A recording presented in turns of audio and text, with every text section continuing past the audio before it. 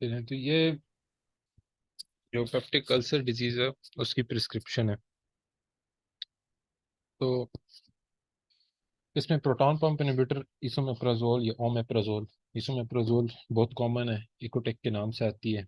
20 milligram अगर आप BD दे दें तो बेस्ट रहता है। खाने से पहले आधा घंटा पहले अगर पेशेंट ये ले ले तो इससे सिस्टम, उसके जो सिम्टम्स हैं वो काफ़ी उसमें रिलीफ आता है।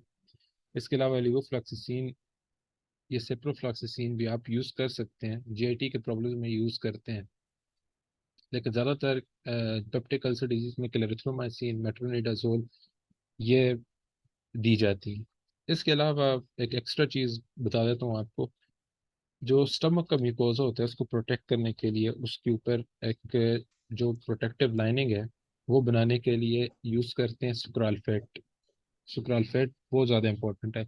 एक तो ये इसमें भी दे सकते हैं आप पेप्टिक अल्सर डिजीज में, और एक और जो बहुत ज़्यादा कॉमन हमारी पॉपुलेशन में ये आपको वैसे जनरली बता रहा हूँ।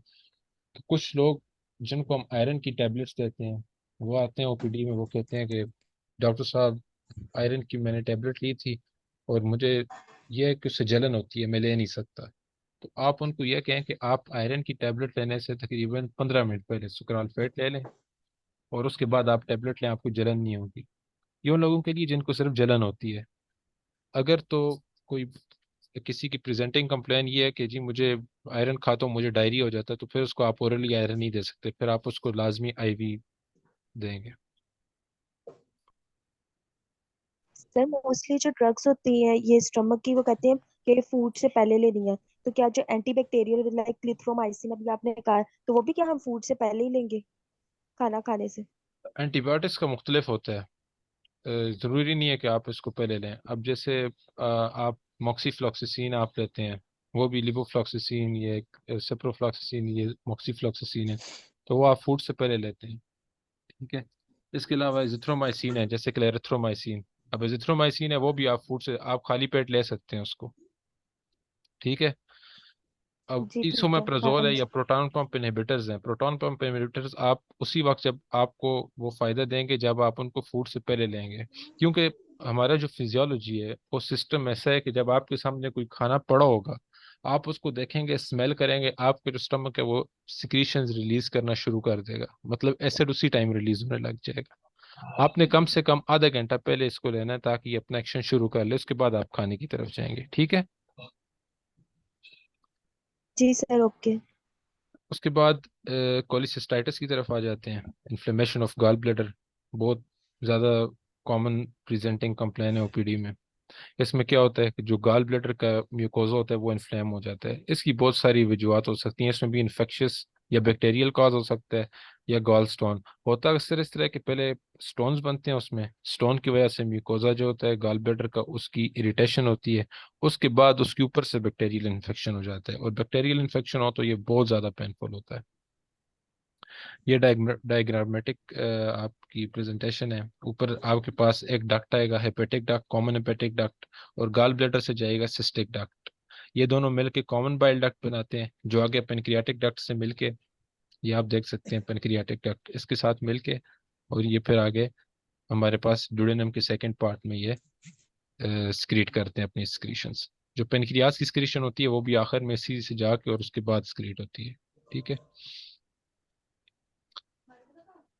अब गॉल ब्लैडर के बहुत सारे फंक्शंस हैं। ये बाइल को स्टोर करता है, उसको कंसंट्रेट करता है, म्यूकस सिक्रीशन करता है। इसके अलावा बाइल है वो हेपेटोसाइट्स लिवर से सिक्रीट होता है।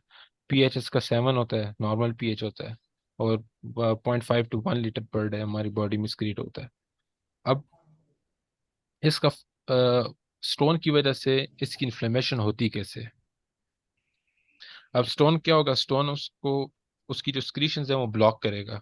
बाइल अपनी जो नॉर्मल स्क्रीशंस है वो स्क्रीट नहीं कर सकेगा। उसकी वजह से क्या होगा, ऑब्स्ट्रक्शन होगी। ऑब्स्ट्रक्शन की वजह से वो बाइल वहीं अंदर पड़ा रहेगा, स्टेसिस होगा उसका। स्टेसिस मतलब रुक जाता है गॉल ब्लैडर के अंदर। जब वहां पड़ा रहेगा तो उसके अंदर फिर बैक्टीरिया जो है वो प्रोलिफरेट करेंगे और वो उसके जो म्यूकोसा है उसको डिस्ट्रॉय कर लेंगे। या फिर क्या होगा कि स्टोन उसके अंदर पहले बन गया, स्टोन की वजह से जो उसका म्यूकोजा है वो डिस्ट्रॉय हो जाएगा, उसकी अल्सरेशंस हो जाएंगी। ठीक है।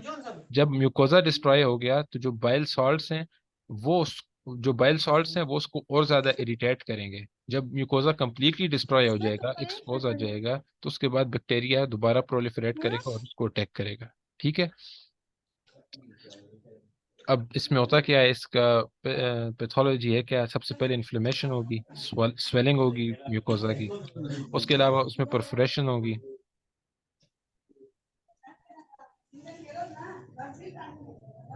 आप यार हैं मेरे की रहे के लोग पूछा करनी तो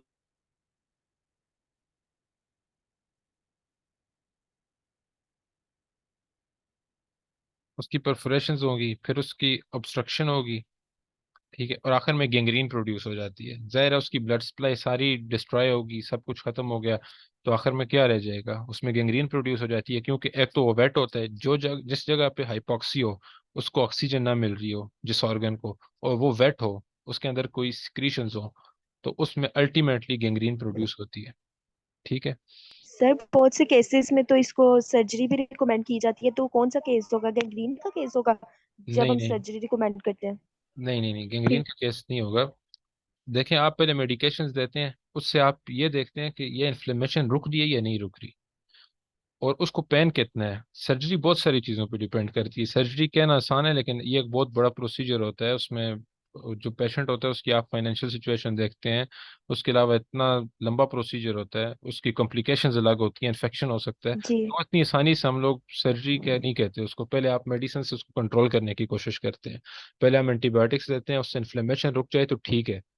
लेकिन अगर आप देखते हैं कि 2-3 वीक्स हो गए हैं और वो मेडिकेशंस ले रहे हैं, उसको कोई फर्क नहीं पड़ रहा, ठीक है, उसका वेट लॉस बहुत तेजी से हो रहा है, उसको पेन शदीद से शदीद तर होता जा रहा है, जो उसको बर्दाश्त करने के काबिल नहीं है। हाँ, अगर पेन बर्दाश्त कर सकता है फिर तो ठीक है कि टाइम लगेगा लेकिन मेडिसिन से ठीक हो जाएगा। लेकिन बहुत ज़्यादा पेन है तो उसको पेशेंट को हम फिर ऐसे नहीं छोड़ सकते, फिर हम सर्जरी की तरफ जाते हैं। ठीक है। जी ठीक है। सर्जरी डिपेंड करती है कि आपका जो पेशेंट है वो मेडिकेशंस को कैसे रिस्पॉन्ड कर रहे हैं, आपके पेशेंट का जो पेन है वो कैसा है। तो ये बहुत सारी चीज़ें हैं जो डिपेंड करती हैं। अक्सर लोग होते हैं जिनमें आप सर्जरी कर ही नहीं सकते। डायबिटिक पेशेंट है, उसकी डायबिटीज़ है, वो अनकंट्रोल्ड है, तो आप उसमें कैसे सर्जरी करेंगे। फिर तो आपको मेडिकेशन से ही कुछ ना कुछ करना पड़ेगा। ठीक है। जी अब सर। सिम्टम्स क्या होते हैं, सिम्टम्स 4 F's आप याद रखें। फैटी फैटी जो लोग फैट होते हैं उनका फैटी लिवर भी होता है, उसकी वजह से स्टोन्स भी बन सकते हैं और फिर आगे कोलिसिस्टाइटिस भी हो सकता है। इसके अलावा फर्टाइल फर्टाइल जो प्रेगनेंसी होती है फीमेल की, उसमें वो बहुत ज़्यादा प्रोन होती हैं कोलिसिस्टाइटिस के लिए। उसके अलावा फीमेल फीमेल में ज़्यादा होता है मेल से।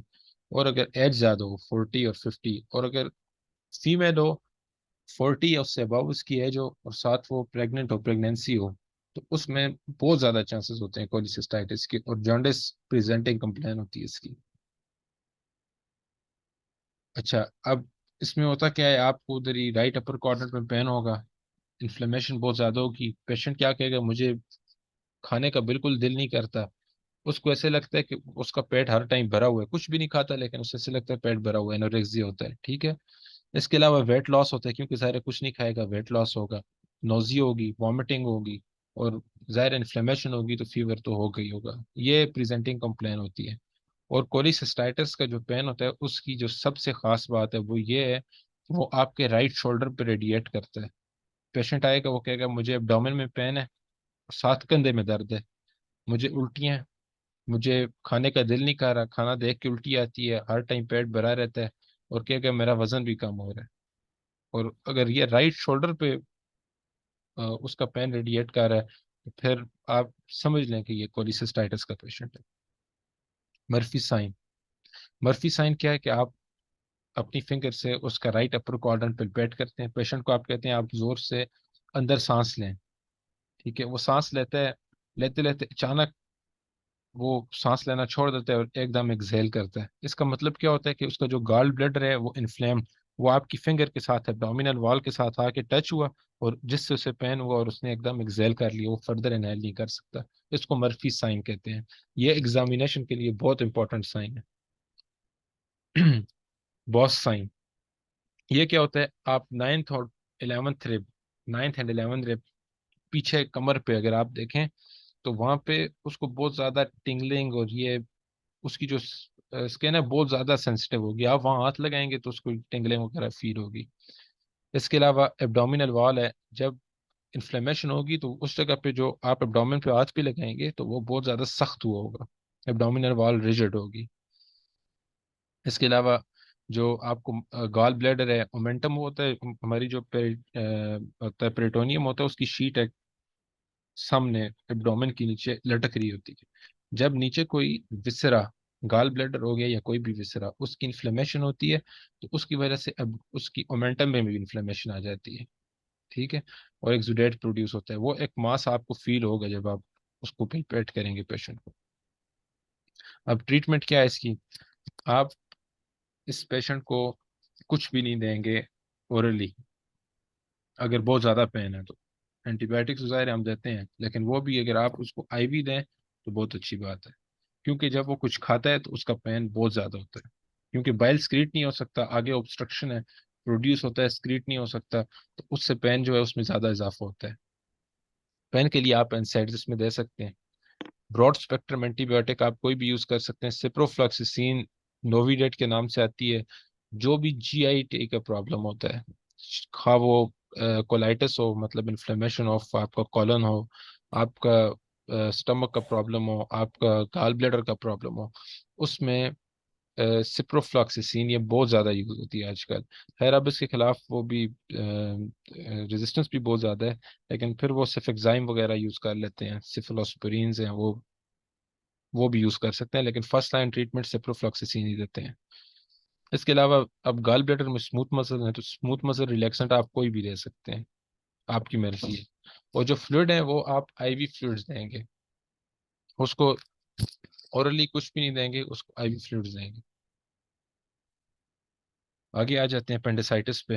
अपेंडिक्स बहुत ज़्यादा इंपॉर्टेंट, सब नहीं देखा होगा कोई ना कोई पेशेंट अपेंडिक्स का, तो ये इन्फ्लेमेशन होती है अपेंडिक्स की। अब अपेंडिक्स की जो इन्फ्लेमेशन है वो एक्यूट हो, वो अक्सर जो होता है वो एक्यूट ही होती है, ज़ाहिर क्रोनिक तो होती नहीं, इतना शदीद पेन होता है कि जैसे ही दर्द होता है आप भागे भागे डॉक्टर के पास जाते हैं, वो बिल्कुल बर्दाश्त के काबिल नहीं होता।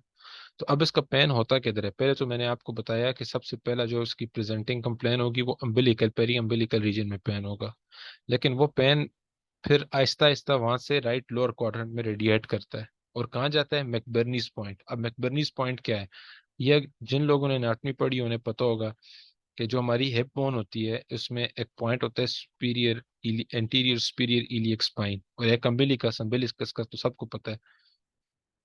अब सुपीरियर इलियक स्पाइन और अम्बिलिकस के दरमियान आप एक लाइन ड्रॉ कर लें और उसको तीन हिस्सों में डिवाइड कर दें, तो अब एंटीरियर सुपीरियर इलियक स्पाइन से वन थर्ड जब आप अम्बिलिकस की तरफ मूव करेंगे तो वो मैकबर्नीस पॉइंट होता है। जब अपेंडिक्स की सर्जरी होती है तो ये पॉइंट बाकायदा सर्जन मेजर करके फाइंड करके उसके बाद इसकी सर्जरी करते हैं।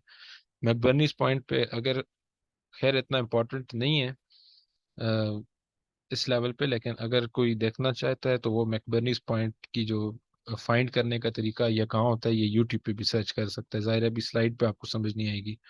ये आप देख लें कि ये अम्बिलिकस है और ये एंटीरियर सुपीरियर स्पाइन यहाँ पर होती है हिप बोन की। अब इनके दरमियान ये वन थर्ड जो डिस्टेंस है, ये आप ऊपर मूव करें अम्बिलिकस की तरफ तो ये मैकबर्नीस पॉइंट आता है।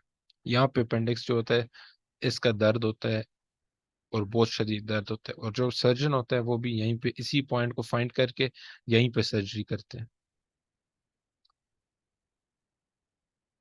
अब रिस्क फैक्टर्स क्या है, आपको कोई स्टमक का इन्फेक्शन हुआ, वो इन्फेक्शन आपका गट से ट्रेवल करता हुआ अपेंडिक्स तक चला गया, क्योंकि अपेंडिक्स जो होता है वो सीकम जो होता है उसके बिल्कुल नीचे लगा होता है अपेंडिक्स।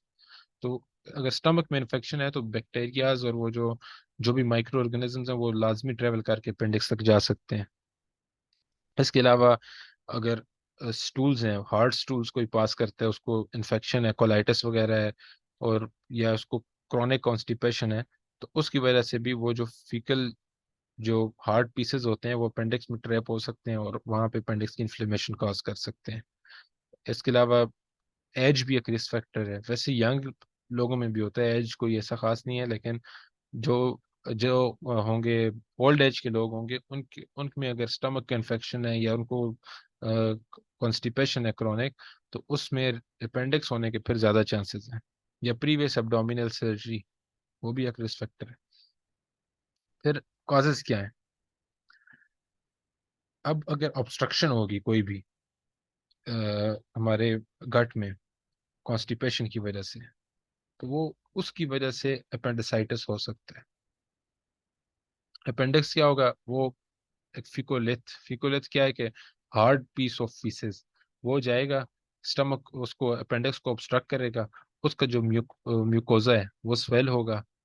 ठीक है, उसके अंदर म्यूकस प्रोडक्शन होगी। वो जब स्वेल होगा तो जो म्यूकोजा की ब्लड सप्लाई है वो भी उससे इफेक्ट होगी, ब्लड उसमें कम जाएगा, हाइपोक्सी होगा, और उसकी वजह से और ज्यादा इन्फ्लेमेशन होगी और अल्सरेशन भी हो सकती है।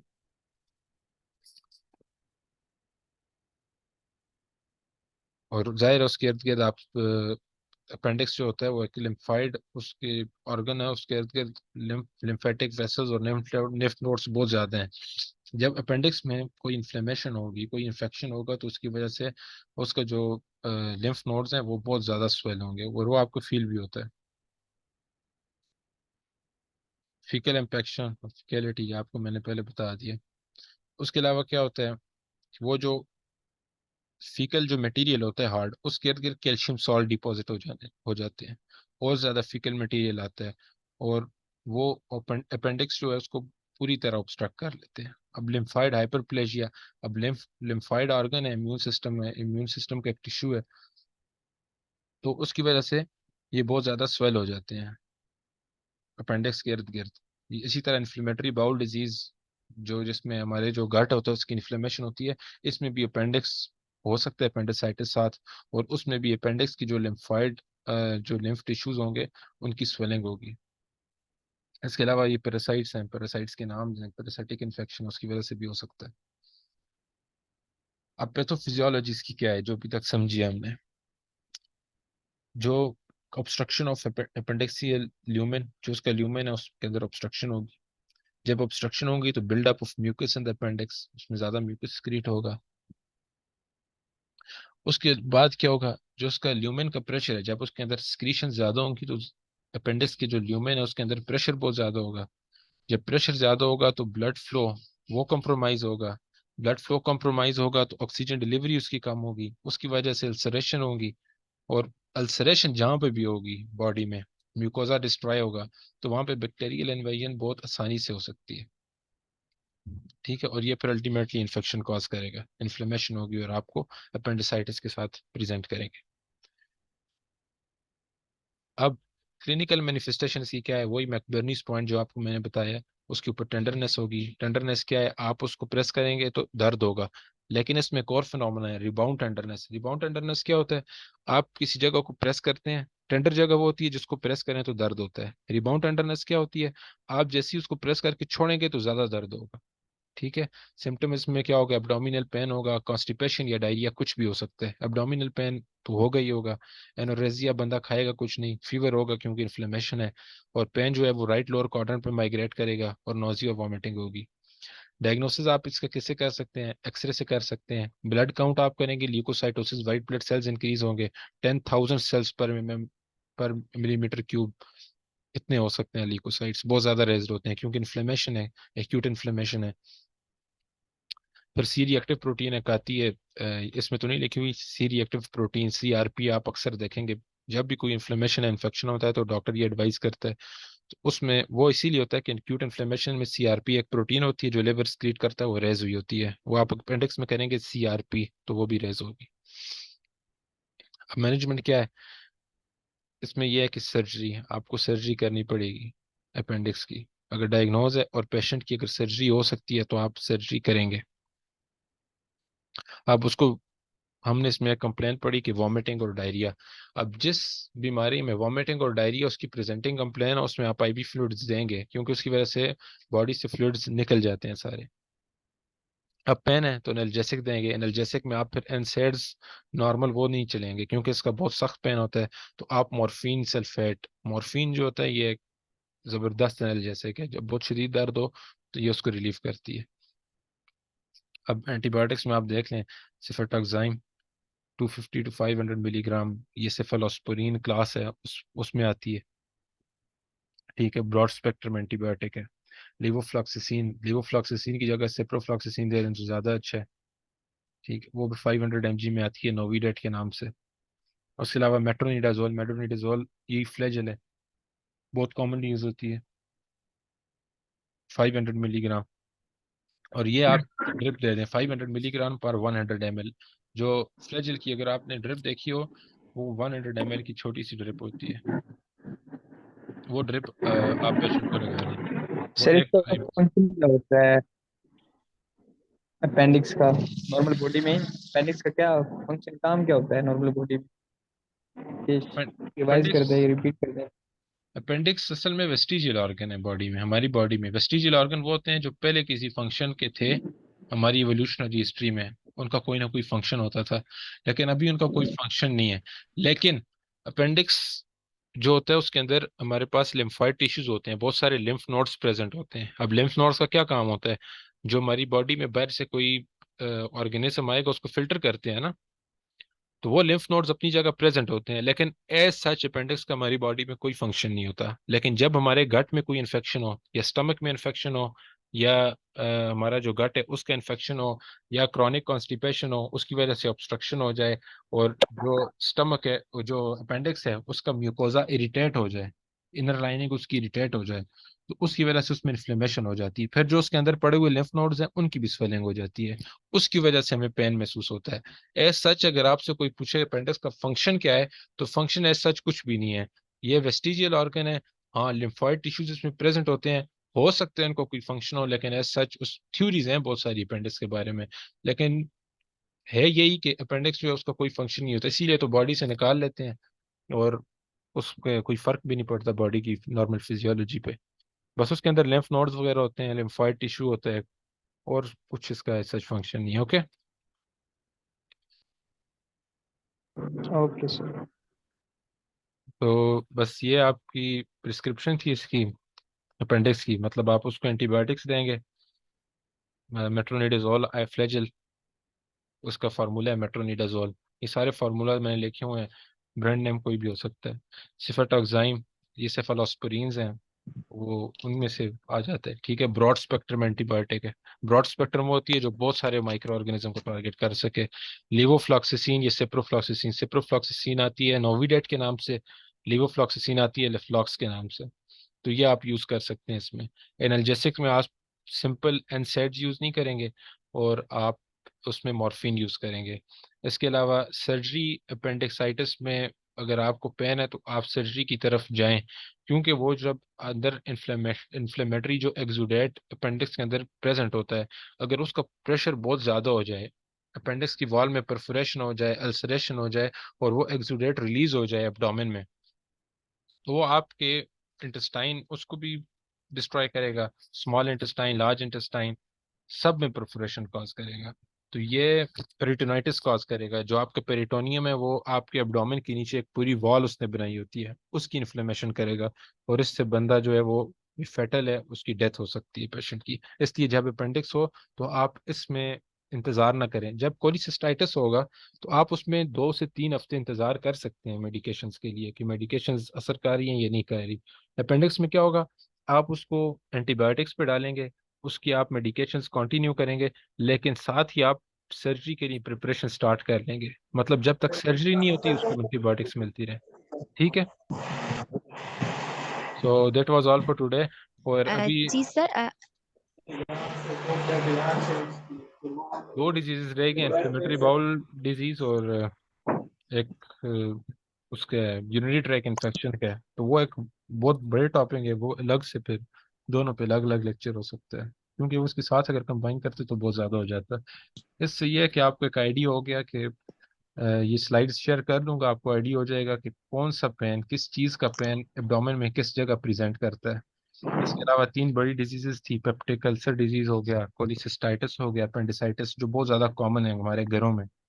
तो उसकी ट्रीटमेंट है, उसकी मैनेजमेंट होगी, वो प्रेजेंट कैसे करते हैं, ये सब कुछ आज हमने डिस्कस कर लिया।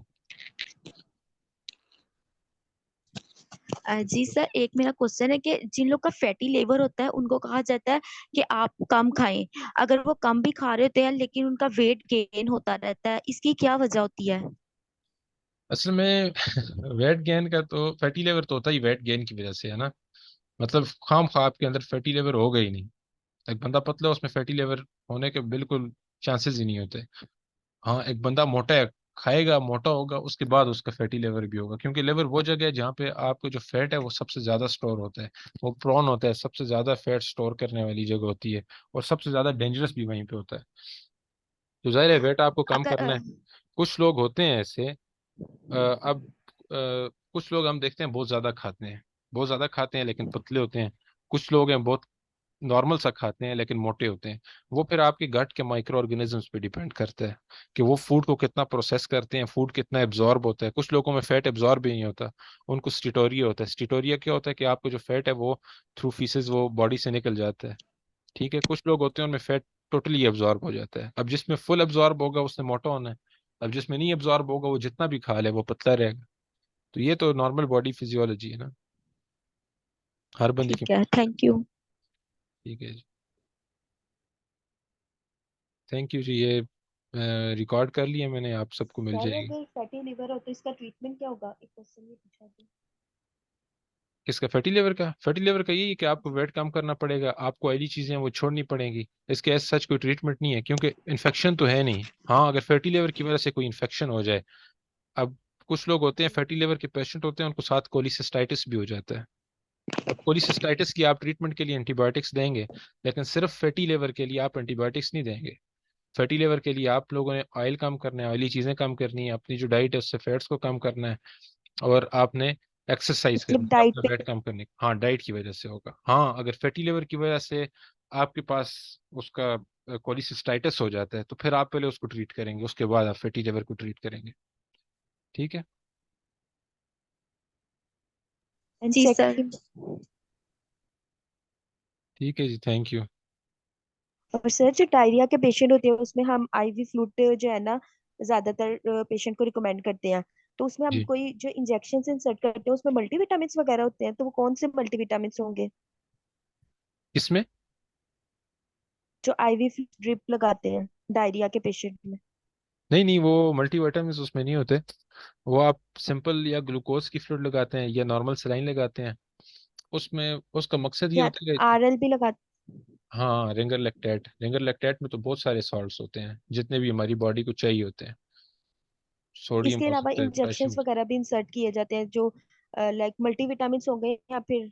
हाँ, न्यूरोबियन के इंजेक्शन, उसमें बहुत सारे बी कॉम्प्लेक्स विटामिन हो सकते हैं, विटामिन सी हो सकता है, बहुत सारे। जो आप टैबलेट्स में आप देखते हैं, आप कोई भी मल्टीविटामिन की टैबलेट उठा लें, जैसे वाइटरम है, बहुत ज़्यादा यूज़ होती है, मल्टीविटामिन की है। उसकी आप अगर वो डब्बी देखें ना, उसके ऊपर सारे विटामिन मेंशन हुए होते हैं। और जो आप ड्रिप में डाल रहे होते हैं इंजेक्शन मल्टीविटामिन का, उसमें सारे वो विटामिन प्रेजेंट होते हैं। रिंगर लैक्टेट हो या ग्लूकोज हो, वो मैं समझ गया हूँ आपकी बात। वो जो रंग बिरंगा पीले से इंजेक्शन होते हैं उसके अंदर डालते हैं और फिर ड्रिप लगाते हैं, वो आप पूछ रही होंगी। तो ये जी बिल्कुल, सर। उसमें मल्टी विटामिन बहुत सारे होते हैं। बी कॉम्प्लेक्स में विटामिन बी सारे आ जाते हैं, विटामिन सी आ जाता है, विटामिन ई आ जाता है, ये सारे उसमें होते हैं। फिर रिंगर लैक्टेट होती जी है तो ठीक है उसमें तो फिर। सॉल्ट्स होते हैं, सॉल्ट्स भी सारे जो आपकी बॉडी को चाहिए होते हैं। ओके। ठीक।